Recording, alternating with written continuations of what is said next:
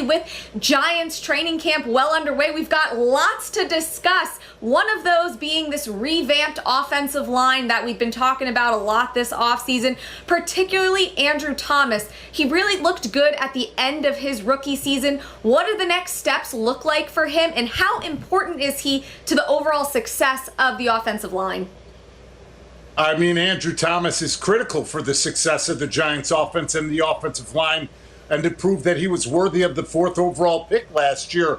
I think with this season, with having an off season, with all the OTAs, with all the mini camps, that's going to allow him to play with confidence moving forward into this football season. Because let's face it, he was thrown right into the fire last year, especially with the defenses they faced in the first 4 games of the season. But he progressively got better. This is a guy who loves the physicality of football. He loves the competitiveness of it. So I think that this is going to be a completely different year for him, and I think it's crucial for this Giants offense.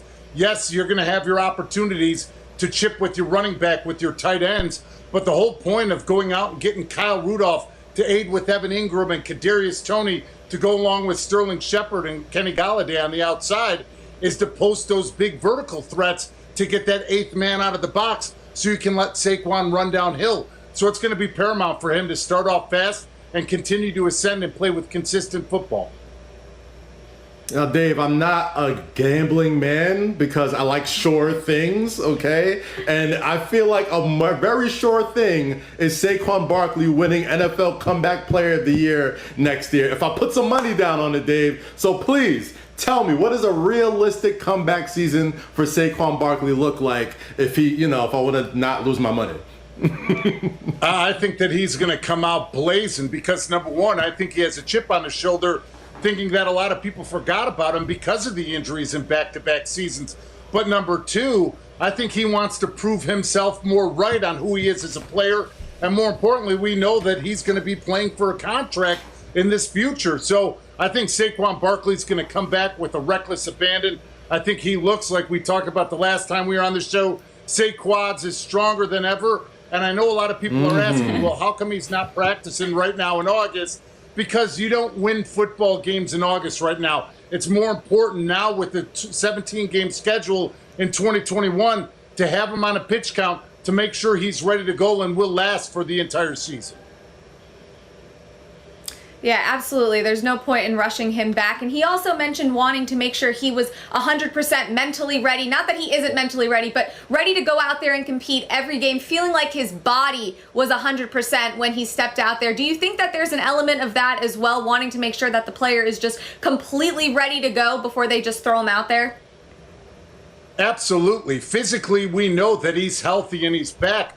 But it's the mental aspect of it, being able to be at full speed and hit that second gear and not have any doubts in what your abilities are because of your physical injuries that you've had before. So that's the toughest thing, is coming back mentally from injuries. It's not just the physical rehab. We saw that he did that before, but it's being able to trust yourself that you can hit that next level when you get to the second level and not worry about anything hampering you. So it is a big aspect when you're coming from an injury and having a surgery like he did.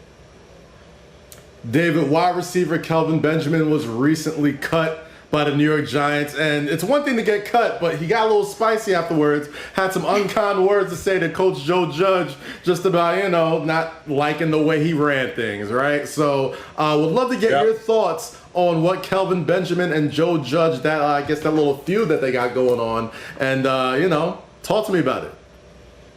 Well, I think the only one that should be looking at themselves in the mirror and blaming everybody, it's Kelvin Benjamin, because he ate himself out of the NFL. I mean, we knew that he was a bigger body guy, and they said that he needed to come in at 251. He left camp at 261, and then he shows up at training camp at 268. That's not showing a firm commitment to the football team. And when you've got Evan Ingram and you just signed Kyle Rudolph, it just goes to show everybody out there that it's not that important to you and that you don't want it. So it's always funny that the guys who are the ones that cause the own self-inflicted wounds are the ones that are chirping the most walking out. So put me on game, Dave. Like, what you played under Coach Coughlin. He wasn't anybody to bite his tongue. You know what I mean? Like, how do you think he would have fared under Coach Coughlin? Especially since you played for him. he would have fared the same exact way, because good, bad, and different, Coach Kelvin let you know exactly where you stood, whether you wanted to hear it or not. Joe Judge is with that same pedigree, and that's exactly what you want. And as a man, as a player, you don't want somebody who's telling you this above the table and doing this underneath the table. You need to know as a player, what do I need to work on? What are the things that I need to improve, so that you could sell out in training camp when you have the individual time to hone in on your techniques and fundamentals to get it done. Because if you think it's just going to happen when you walk underneath the lights, you're sadly mistaken.